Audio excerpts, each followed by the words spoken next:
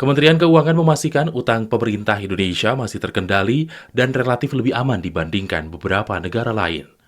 Berdasarkan proyeksi International Monetary Fund atau IMF, rasio utang Indonesia tahun 2024 berada di angka 38,8% dari produksi domestik bruto. Rasio tersebut lebih rendah jika dibandingkan India yang rasionya 83,7%, Jepang 256,3%, China 87,2%, dan Korea Selatan 55,9%.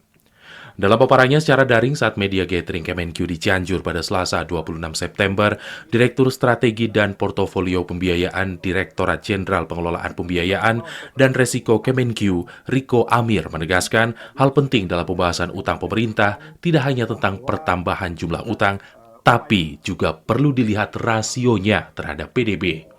Melalui PDB dapat menggambarkan kemampuan ekonomi dan perbandingan ekonomi antar negara.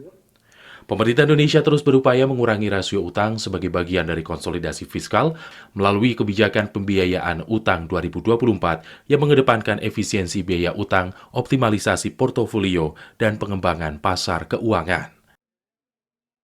Pertama, untuk rasio utang yang tinggi, tadi sudah kita jelaskan juga di depan bahwa dengan upaya konsolidasi fiskal, ke depannya kita harapkan rasio utang akan semakin menurun. Gitu. Kalau ditanya kapan sampai 30%, jawaban kami secepatnya.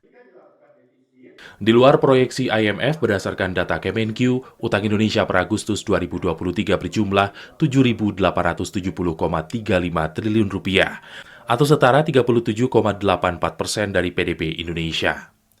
Sebelumnya, rasio utang Indonesia sempat meningkat tajam di masa pandemi, yakni 30,6% pada 2019 menjadi 39,7% di tahun 2020. Namun seiring pulihnya perekonomian Indonesia, rasio utang Indonesia berangsur menurun. Dari Cianjur, Jawa Barat, Gilang Gatut, Kantor Berita Antara mewartakan.